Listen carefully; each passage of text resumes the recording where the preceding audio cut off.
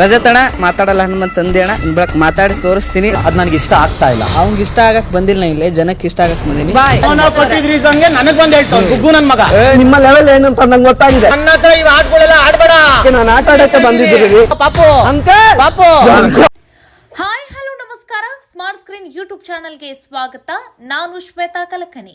Big boss ಮನೆಗೆ wild card ಮೂಲಕ entry ಕೊಟ್ಟು ಗುಂಪುಗಾರಿಕೆ ಇಲ್ಲದೆ ಇಂಡಿವಿಜುವಲ್ ಆಟದ ಮೂಲಕ ಗಮನ ಸೆಳೀತಾ ಇರುವ ರಜತ್ ಆಟಕ್ಕೆ ಮನೆ ಮಂದಿ ನಿಬ್ಬೆರಗಾಗಿ ಟಫ್ ಕಾಂಪಿಟೇಟರ್ ಎಂದು ಭಾವಿಸಿದ್ದಾರೆ.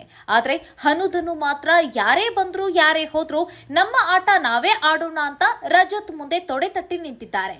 ಅದರಲ್ಲೂ ವೀಕೆಂಡ್ ನಲ್ಲಿ ಸುದೀಪ್ ಅವರ ಮುಂದೆ ರಜತ್ ಹನುಮನ ನೆರಳಲ್ಲಿ ಧನರಾಜ್ ಆಟ ಆಡ್ತಾ ಇದ್ದಾರೆ. ಹನು ಇರ್ಲಿಲ್ಲ ಅಂತ ಅಂದ್ರೆ ಧನು ಇಲ್ಲಿವರೆಗೂ ಬರ್ತಾ ಇರಲಿಲ್ಲ. ಧನರಾಜ್ ಹನುಮನ ನೆರಳು ಬಿಟ್ಟು ಆಡುವುದನ್ನ ಕಲಿಬೇಕು ಅಂತ ಹೇಳಿದ್ರು. ಈ ಮಾತನ್ನ ಸ್ಫೋಟಿವಾಗಿ ತೆಗೆದುಕೊಂಡಿರೋ ಧನರಾಜ್ ರಜತ್ಗೆ ತಮ್ಮ ಆಟದ ಮತ್ತೊಂದು ಮುಖವನ್ನ ತೋರಿಸಿದ್ದಾರೆ. ಇತ್ತ ಹನುಮ ಕೊಟ್ಟ ರೀಸನ್ ನಂಗಿಷ್ಟ ಇಲ್ಲ ಎಂತ ರಜತ್ಗೆ ಇಷ್ಟ ಆಗೋಕೆ ನಾನ್ ಬಿಗ್ ಬಾಸ್ ಮನೆಗೆ ಬಂದಿಲ್ಲ, ಜನರನ್ನ ಮೆಚ್ಚಿಸೋದಕ್ಕೆ ಬಂದಿದ್ದೇನೆ ಎಂಬ ಖಡಕ್ ಡೈಲಾಗ್ ಮೂಲಕ ರಜತ್ಗೆ ಬೆರಳಿಸಿದ್ದಾರೆ. ಹಾಗಾದ್ರೆ ಬಿಗ್ ಬಾಸ್ ಮನೆಯಲ್ಲಿ ಏನೆಲ್ಲ ಆಗ್ತಾ ಇದೆ ಬನ್ನಿ ನೋಡೋಣ. ಬಿಗ್ ಬಾಸ್ ಮನೆಗೆ ಹನುಮಂತ ಬಂದಾಗಿನಿಂದ ಧನರಾಜ್ ಅವರು ಹನುಮಂತನ ಜೊತೆಗೆ ಇರ್ತಾರೆ. ಅದರಲ್ಲೂ ಹನುಮಂತನಿಗೆ ಗೊತ್ತಾಗದೇ ಇರುವಂತ ಹಲವು ವಿಚಾರಗಳನ್ನ ಧನರಾಜ್ ಅವರು ಹೇಳ್ಕೊಟ್ಟಿದ್ದಾರೆ. ಆದ್ರೆ ಇತ್ತೀಚೆಗೆ ಕೇಳಿಬರ್ತಾ ಇರುವಂತಹ ಮಾತುಗಳು ವಿಭಿನ್ನವಾಗಿವೆ. ಏನಂದ್ರೆ ಹನುಮಂತನ ನೆರಳಲ್ಲಿ ಧನರಾಜ್ ಅವರು ಬದುಕ್ತಾ ಇದ್ದಾರೆ.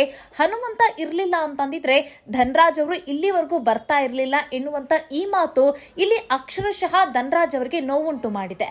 ಯಾಕೆ ಅಂತಂದ್ರೆ ಇವತ್ತು ಹನುಮಂತ ಅವರು ಟಾಪ್ 1 ಆಟಗಾರ ಆಗಿ ಮತ್ತೆ ಟ್ರೋಫಿ ಗೆಲ್ಲುವಂತಹ ಆಟಗಾರನಾಗುವಷ್ಟು ಅವರು ಇಲ್ಲಿ ಪ್ರಭಾವಿ ಆಗಿದ್ದಾರೆ ಅಂತ ಅಂದ್ರೆ ಇಲ್ಲಿ ಒಂದರ್ಥದಲ್ಲಿ ಧನರಾಜ್ ಅವರ ಸಹಾಯವೂ ಕೂಡ ಇಲ್ಲಿ ಹನುಮಂತನಿಗೆ ಸಿಕ್ಕಿದೆ. ಹೇಗೆ ಅಂತ ಅಂದ್ರೆ ಹನುಮಂತ ಅವರು ಮನೆಗೆ ಬಂದಾಗ ಅವರಿಗೆ ಯಾವುದೇ ರೀತಿಯಾದಂತಹ ವಿಚಾರಗಳು ಅಷ್ಟು ಸ್ಪಷ್ಟವಾಗಿ ಗೊತ್ತಿರಲಿಲ್ಲ. ಮತ್ತೆ ಇಲ್ಲಿ ಯಾವ ರೀತಿಯಾಗಿ ನಾಮಿನೇಟ್ ಮಾಡಬೇಕಾಗುತ್ತೆ, ಮತ್ತೆ ಯಾವೆಲ್ಲ ವಿಷಯಗಳನ್ನ ನಾವಿಲ್ಲಿ ನೆನಪಿಟ್ಕೊಳ್ಬೇಕಾಗತ್ತೆ, ಮತ್ತೆ ಮನೆ ವಿಚಾರ ಅಂತ ಬಂದಾಗ ನಾವಿಲ್ಲಿ ಎಷ್ಟರ ಮಟ್ಟಿಗೆ ಅಲರ್ಟ್ ಆಗಿರ್ಬೇಕಾಗತ್ತೆ, ಅದರ ಹೊರತಾಗಿಯೂ ಕೂಡ ಇಲ್ಲಿ ಮನೆ ಕೆಲಸವನ್ನ ನಾವು ಹೇಗೆ ಮಾಡ್ಕೋಬೇಕು, ಮತ್ತೆ ಯಾವ್ಯಾವ ಸಾಮಾನುಗಳು ಎಲ್ಲೆಲ್ಲಿ ಇರ್ತವೆ, ನಾವು ಅವುಗಳನ್ನ ಯಾವ ರೀತಿಯಾಗಿ ಬಳಕೆ ಮಾಡ್ಕೊಳ್ಬೇಕು, ಇದೆಲ್ಲದರ ಕುರಿತಾಗಿ ಒಂದ್ ರೀತಿ A to Z ಆಗಿ ಇಲ್ಲಿ ಹನುಮಂತನಿಗೆ ಧನರಾಜ್ ಅವರು ಇಲ್ಲಿ ಫೀಡ್ ಮಾಡಿರ್ತಾರೆ. ಅಂದ್ರೆ ಎಲ್ಲದರ ಮಾಹಿತಿಯನ್ನ ಕೊಟ್ಟಿರ್ತಾರೆ. ಸೊ ಇಲ್ಲಿ ನಾವು ಅರ್ಥ ಮಾಡ್ಕೊಳ್ಬೇಕು, ಹನುಮಂತ ಇಲ್ಲಿವರೆಗೂ ಬರ್ಲಿಕ್ಕೆ ಇಲ್ಲಿ ಧನರಾಜ್ ಅವರ ಸಹಾಯವೂ ಕೂಡ ಇದೆ. ಇನ್ನೊಂದು ಅರ್ಥದಲ್ಲಿ ಧನರಾಜ್ ಅವರಿಗೆ ಒಂದ್ ಹಂತದಲ್ಲಿ ಭಯ ಇತ್ತು. ಏನು ಅಂತಂದ್ರೆ ಯಾರು ಏನ್ ಅಂದು ಬಿಡ್ತಾರೇನೋ, ಯಾರು ಏನ್ ಮಾತಾಡ್ಬಿಡ್ತಾರೇನೋ, ಸೊ ಅವ್ರ ಜೊತೆ ನಾವು ಹೆಂಗ್ ಫೇಸ್ ಮಾಡಬೇಕು, ಎಲ್ಲರೂ ನನ್ನ ಮುಕ್ಕಿ ಬಿಡ್ತಾರೆ, ಈ ಒಂದು ಗೊಂದಲ ಮತ್ತೆ ಈ ಒಂದು ಭಯದಲ್ಲಿ ಧನರಾಜ್ ಅವರಿದ್ರು. ಆ ಸಂದರ್ಭದಲ್ಲಿ ಇಲ್ಲಿ ಹನುಮಂತ ಅವರಿಗೆ ಒಂದು ಹಂತದಲ್ಲಿ ಸಹಾಯ ಮಾಡಿದ್ದಾರೆ. ಹೇಗೆ ಅಂತಂದ್ರೆ ಅವರಿಗೆ ಧೈರ್ಯ ತುಂಬಿದ್ದಾರೆ. ಮತ್ತೆ ಅವರು ಕುಗ್ಗಿದಂತಹ ಧನರಾಜನನ್ನ ಅವರು ಯಾವ ರೀತಿಯಾಗಿ ಮಾತಾಡಬೇಕು, ಖಡಕ್ ಆಗಿ ಹೇಗೆ ಹೇಳಬೇಕು, ಮತ್ತೆ ಇದ್ದದನ್ನ ಇದ್ದ ಹಾಗೆ ಸ್ಪಷ್ಟವಾಗಿ ಯಾವ ರೀತಿಯಾಗಿ ಉತ್ತರ ಕೊಡಬೇಕು, ಒಂದ್ ವೇಳೆ ಅವರು ನಮ್ಗೇನಾದ್ರೂ ತಿರುಗಿ ಮಾತಾಡ್ಲಿಕ್ಕೆ ಬಂದ್ರೆ ನಾವ್ ಯಾವ ರೀತಿಯಾಗಿ ಅಲರ್ಟ್ ಆಗಿರ್ಬೇಕು, ಒಂದ್ ವೇಳೆ ಜಗಳಾನೇ ಮಾಡ್ತಾ ಇದ್ರೆ ನಾವು ಅಲರ್ಟ್ ಆಗಿರ್ಬೇಕು, ಈ ಎಲ್ಲ ವಿಚಾರವಾಗಿ ಕೂಡ ಇಲ್ಲಿ ಹನುಮಂತು ಧನರಾಜ್ಗೆ ಹೇಳಿಕೊಟ್ಟಿದ್ದು ಉಂಟು, ಮತ್ತೆ ಧೈರ್ಯ ತುಂಬಿದ್ದು ಕೂಡ ಉಂಟು. ಸೊ ಇಲ್ಲಿ ಒಬ್ರಿಗೊಬ್ರು ಇವರು ಸಹಾಯವನ್ನ ಮಾಡ್ಕೊಂಡಿದ್ದಾರೆ. ಇಲ್ಲಿ ಹನುಮಂತನ ನೆರಳಲ್ಲಿ ಧನರಾಜ್ ಅವರಿದ್ದಾರೆ, ಧನರಾಜ್ ಅವರ ನೆರಳಲ್ಲಿ ಇಲ್ಲಿ ಹನು ಇದ್ದಾರೆ ಅನ್ನೋದು ತಪ್ಪಾಗುತ್ತೆ. ಇಬ್ರು ಒಬ್ರಿಗೊಬ್ರಿಗೆ ಏನೇನ್ ಬೇಕು ಏನು ಬೇಡ ಈ ಎಲ್ಲ ವಿಚಾರಗಳನ್ನ ಇಬ್ರು ಒಬ್ರಿಗೊಬ್ರು ಅರ್ಥ ಮಾಡ್ಕೊಂಡಿದ್ದಾರೆ. ಯಾರಿಗೆ ಏನ್ ಸಲಹೆಗಳನ್ನ ಕೊಡಬೇಕು, ಯಾರಿಂದ ಏನ್ ಸಲಹೆಗಳನ್ನ ತೆಗೆದುಕೊಳ್ಬೇಕು ಅನ್ನೋ ವಿಚಾರದಲ್ಲಿ ಇವರಿಬ್ರು ಒಂದು ಕೈ ಮೇಲು ಅಂತ ಹೇಳಬೇಕು. ಸೊ ಅಷ್ಟರ ಮಟ್ಟಿಗೆ ಇವರಿಬ್ಬರ ಸ್ನೇಹ ಬಿಗ್ ಬಾಸ್ ಮನೆಯಲ್ಲಿ ಇದೆ. ಸೊ ಈ ಅರ್ಥದಲ್ಲಿ ನಾವು ನೋಡ್ಲಿಕ್ಕೆ ಹೋದ್ರೆ ಯಾರು ಯಾರ ನೆರಳಲಿಲ್ಲ, ಇಬ್ರು ತಮ್ಮ ವೈಯಕ್ತಿಕ ಆಟವನ್ನ ಆಡ್ತಾ ಇದ್ದಾರೆ. ಅದರಲ್ಲೂ ನೀವು ಗಮನಿಸಬಹುದು, ನಾಮಿನೇಷನ್ ಪ್ರಕ್ರಿಯೆ ಅಂತ ಬಂದಾಗ ಹನುಮಂತು ಧನರಾಜ್ ಅವರನ್ನ ಬಿಡೋದೇ ಇಲ್ಲ. ಒಂದ್ ವೇಳೆ ಅವ್ರದ್ದೇನಾದ್ರೂ ತಪ್ಪು ಅಂತ ಕಂಡು ಬಂದಲ್ಲಿ ಇಲ್ಲಿ ಧನರಾಜ್ ಅವರನ್ನ ನೇರವಾಗಿ ಹನುಮಂತು ನಾಮಿನೇಟ್ ಮಾಡ್ಲಿಕ್ಕೂ ಕೂಡ ಸಿದ್ಧರಾಗಿದ್ದಾರೆ. ಅದರ ಜೊತೆಗೆ ಇಲ್ಲಿ ಧನರಾಜ್ ಅವರು ಕೂಡ ಅಷ್ಟೇ, TRP ಕಿಂಗ್ ಅಂತ ಹೇಳಿ ಹಲವು ಜನ ಇಲ್ಲಿ ಹನುಮಂತನನ್ನ ಮೇಲೆ ಏರಿಸಿದ್ರೆ ಧನರಾಜ್ ಅವರು ಅವರನ್ನ 12ನೇ ಸ್ಥಾನಕ್ಕೆ ಇಡ್ಲೇ ಇಲ್ಲ, ಅವರಿಗೆ 8ನೇ ಸ್ಥಾನವನ್ನ ಕೊಟ್ಟಿದ್ದು ಕೂಡ ಉಂಟು. ಸೊ ಇಲ್ಲಿ ನೀವು ಅರ್ಥ ಮಾಡ್ಕೊಳ್ಳಿ, ಇಬ್ರು ಕೂಡ ವೈಯಕ್ತಿಕ ಆಟವನ್ನ ಆಡ್ತಾ ಇರೋ ಕಾರಣಕ್ಕಾಗಿ ಇಬ್ಬರು ಕೂಡ ಯಾರನ್ನೂ ಹೆಚ್ಚು ಪ್ರಮೋಟ್ ಮಾಡ್ತಾ ಇಲ್ಲ, ಮತ್ತೆ ಯಾರ ಆಟ ಯಾವ ರೀತಿ ಆಗಿದೆಯಲ್ಲ ಅದೇ ರೀತಿಯಾಗಿ ಅದೇ ಹಂತದಲ್ಲಿಯೂ ಕೂಡ ಅವರಿಗೆ ಮಾರ್ಕ್ಸ್ಗಳನ್ನ ಕೊಡ್ತಾ ಇದ್ದಾರೆ. ಜೊತೆಗೆ ಅವರನ್ನ ನಾಮಿನೇಟ್ ಮಾಡೋದಾಗಿರ್ಬೋದು, ಉತ್ತಮ ಕೊಡೋದಾಗಿರ್ಬೋದು, ಕಳಪೆ ಕೊಡೋದಾಗಿರ್ಬೋದು, ಈ ಎಲ್ಲ ಪ್ರಕ್ರಿಯೆಗಳನ್ನ ಮಾಡ್ತಾ ಇದ್ದಾರೆ.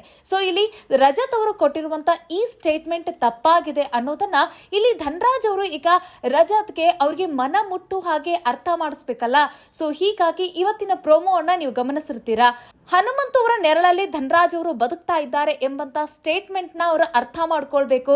ನಾನು ತಪ್ಪಾಗಿ ಅವರಿಗೆ ಸ್ಟೇಟ್ಮೆಂಟ್ ಅನ್ನ ಕೊಟ್ಟಿದ್ದೀನಿ, ಧನರಾಜ್ ಅವರು ವೈಯಕ್ತಿಕವಾಗಿ ಆಟವನ್ನ ಆಡ್ತಾ ಇದ್ದಾರೆ ಅನ್ನೋದು ರಜತ್ ಅವರಿಗೆ ಇಲ್ಲಿ ಸ್ಪಷ್ಟವಾಗಿ ಅರ್ಥ ಆಗಬೇಕು ಅಂತ ಹೇಳಿ ಧನರಾಜ್ ಅವರು ರಜತ್ ಅವರಿಗೆ ನಾಮಿನೇಟ್ ಮಾಡುವಂತಹ ಸಂದರ್ಭದಲ್ಲಿ ಕೊಟ್ಟಂತ ರೀಸನ್ಗಳೇ ಇಲ್ಲಿ ಸಾಕ್ಷಿಗಳಾಗಿವೆ ಅಂತ ಹೇಳ್ಬೋದು.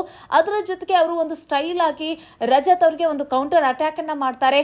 ಮತ್ತೆ ಇಲ್ಲಿ ಗುಗ್ಗು ನನ್ನ ಮಗನೆ, ಮತ್ತೆ ನಿನ್ನ ಅದಕ್ಕೆ ಇಲ್ಲಿ ಪಾಪು ಅಂತ ಕರೆಯೋದು, ಈ ರೀತಿಯಾಗಿ ರಜತ್ ಅವರು ಇಲ್ಲಿ ಧನರಾಜ್ ಅವರನ್ನ ಕುಗ್ಗಿಸೋ ಪ್ರಯತ್ನವನ್ನ ಮಾಡ್ತಾರೆ, ಹೆದರಿಸುವ ಒಂದು ಪ್ರಯತ್ನವನ್ನು ಕೂಡ ಮಾಡ್ತಿರ್ತಾರೆ. ಸೊ ಈ ಸಂದರ್ಭದಲ್ಲಿ ಅವರು ಧನರಾಜ್ ಅವರು ಯಾವುದೇ ರೀತಿಯಾದಂತ ಕುಗ್ಗೋದಿಲ್ಲ, ಮತ್ತೆ ಭಯಕ್ಕೂ ಕೂಡ ಒಳಗಾಗೋದಿಲ್ಲ. ಒಬ್ಬ ಟಫ್ ಕಾಂಪಿಟೇಟರ್ನ ನಾನು ಎದುರು ಹಾಕಿಕೊಳ್ತಾ ಇದ್ದೀನಿ, ಅವ್ರ ಜೊತೆ ನಾನು ಆಟವನ್ನ ಹೇಗಾಡೋದು, ಅವ್ರಿಗೆ ಯಾವ ರೀತಿಯಾಗಿ ಪ್ರತ್ಯುತ್ತರವನ್ನ ಕೊಡೋದು ಅನ್ನೋದ್ರ ಬಗ್ಗೆ ತಲೆನೇ ಕೆಡಿಸ್ಕೊಳ್ಳೋದೆ ಅವ್ರಿಗೆ ಸಿದ್ಧಾ ಕೌಂಟರ್ ಅಟ್ಯಾಕ್ ಅನ್ನ ಮಾಡಿದ್ದಾರೆ. ಅದರ ಜೊತೆಗೆ ಅವರು ಸಿಟ್ಟಿನಿಂದ ರಜತ್ ಅವರು ಮಾತಾಡ್ತಾ ಇರುವಂತಹ ಸಂದರ್ಭದಲ್ಲಿ ಇಲ್ಲಿ ಅದನ್ನ ಕಾಮಿಡಿಯಾಗಿ ತೆಗೆದುಕೊಂಡು ಧನರಾಜ್ ಅವರು ಪಾಪು ಅಂದ್ಯಾ, ಓಕೆ ಅಂಕಲ್ ಅಂಕಲ್ ಅಂತ ಹೇಳಿ ಅವರಿಗೆ ಛೇಡಿಸಿದ್ದು ಕೂಡ ಉಂಟು. ಸೊ ಧನರಾಜ್ ಅವರು ನಾನು ಕೂಡ ನನ್ನ ವೈಯಕ್ತಿಕ ಆಟವನ್ನ ಆಡ್ತಾ ಇದ್ದೀನಿ ಅನ್ನೋದನ್ನ ಈ ಹಂತದಲ್ಲಿ ಅವರು ಪ್ರೂವ್ ಮಾಡ್ತಾ ಇದ್ದಾರೆ ಅಂತ ಹೇಳ್ಬೋದು. ಆದ್ರೆ ಇಲ್ಲಿ ರಜತ್ ಅವರು ಈ ರೀತಿಯಾಗಿ ಕೊಟ್ಟಂತ ಸ್ಟೇಟ್ಮೆಂಟ್ ಏನಿತ್ತಲ್ಲ, ಇದು ತಪ್ಪು ಅಂತ ಹೇಳ್ಬೋದು. ಮತ್ತೆ ಇಲ್ಲಿ ಧನರಾಜ್ ಅವ್ರನ್ನ ಪಾಪು ಅನ್ನೋದು ಇಲ್ಲಿ ಸರಿ ಅಂತ ಅನಿಸ್ಲಿಲ್ಲ. ಯಾಕೆ ಅಂತಂದ್ರೆ ಧನರಾಜ್ ಅವರು ಕೂಡ ಅವರು ಕಾಮಿಡಿ ಜಾನರ್ಲಿಂದ ಬಂದಿರೋ ಕಾರಣಕ್ಕಾಗಿ ಅವ್ರೇನು ಜನಕ್ಕೆ ಎಂಟರ್ಟೈನ್ಮೆಂಟ್ ಅನ್ನ ಕೊಡಬೇಕು ಕೊಡ್ತಾ ಇದ್ದಾರೆ. ಹನುಮಂತನ ಜೊತೆಗೆ ಸೇರಿಕೊಂಡು ಅವರು ಸುಮ್ಮನೆ ಏನೇನೋ ಆಗದೆ ಇರುವಂತ ವಿಚಾರಗಳನ್ನ ಮಾತಾಡ್ತಾ ಇಲ್ಲ, ಜನಗಳಿಗೆ ಸಖತ್ ಎಂಟರ್ಟೈನ್ಮೆಂಟ್ ಕೊಡ್ತಾ ಇದ್ದಾರೆ.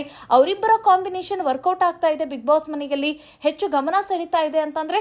ಸೊ ಹಾಗಾಗಿ ಅವರಿಬ್ರು ಕೈ ಕೈ ಹಿಡ್ಕೊಂಡು ಜೋಡಿಯಾಗಿ ಆಟವನ್ನ ಆಡ್ತಾ ಇದ್ದಾರೆ. ಮತ್ತೆ ಜೋಡಿಯಾಗಿ ಕೂರೋದ್ರಿಂದ ಕರ್ನಾಟಕದ ಜನತೆ ಆ ಜೋಡಿಯನ್ನ ಮೆಚ್ಚುತ್ತಾ ಇದ್ದಾರೆ. ಸೊ ಹೀಗಾಗಿ ಆ ಜೋಡಿಯನ್ನ ಬಿಗ್ ಬಾಸ್ ಹೆಚ್ಚಾಗಿ ಪ್ರಮೋಟ್ ಮಾಡ್ತಾ ಇದೆ.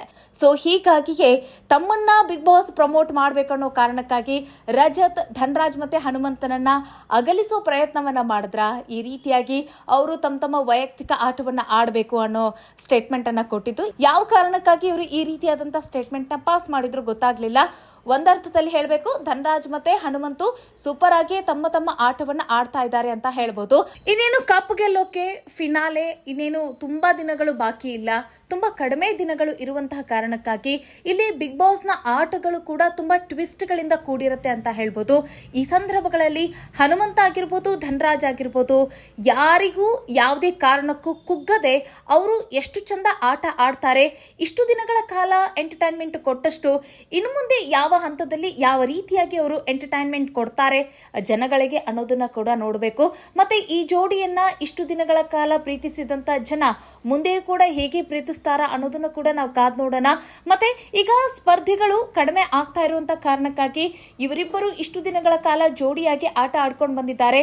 ಇನ್ನು ಮುಂದೆ ಒಬ್ಬೊಬ್ಬರೇ ಅಂದ್ರೆ ವೈಯಕ್ತಿಕವಾಗಿ ಸಿಂಗಲ್ ಆಗಿ ಆಟ ಆಡಬೇಕಾಗಿರುತ್ತೆ. ಅಂದ್ರೆ ಇಲ್ಲಿ ಹನುಮಂತ ಮತ್ತೆ ರಜತ್ ಅವರ ಮಧ್ಯೆ ಕೂಡ ಜಗಳ ಮತ್ತೆ ಇನ್ನೇನೋ ಮನಸ್ತಾಪ ಬರಬಹುದಾ, ಅದನ್ನೆಲ್ಲ ಕಾದ್ ನೋಡ್ಬೇಕಾಗತ್ತೆ. ಅಥವಾ ಇವರಿಬ್ಬರ ಸ್ನೇಹ ಬಾಂಧವ್ಯ ಹೀಗೆ ಮುಂದುವರಿಯುತ್ತಾ ಕೊನೆಯ ಹಂತದವರೆಗೂ ಕೂಡ ಕಾದ್ ನೋಡೋಣ ಅಂತ ಹೇಳ್ತಾ, ಈ ಹನುಧನು ರಜತ್ ಅವರಿಗೆ ಕೊಟ್ಟಿರುವಂತಹ ಕೌಂಟರ್ ಬಗ್ಗೆ ನಿಮಗೇನ್ ಅನ್ನಿಸ್ತು ಅನ್ನೋದನ್ನ ಕಾಮೆಂಟ್ ಮಾಡೋದನ್ನ ಮರಿಬೇಡಿ. ಮುಂದಿನ ವಿಡಿಯೋದಲ್ಲಿ ಮತ್ತೊಂದು ವಿಚಾರದೊಂದಿಗೆ ಸಿಗೋಣ. ನಮಸ್ಕಾರ.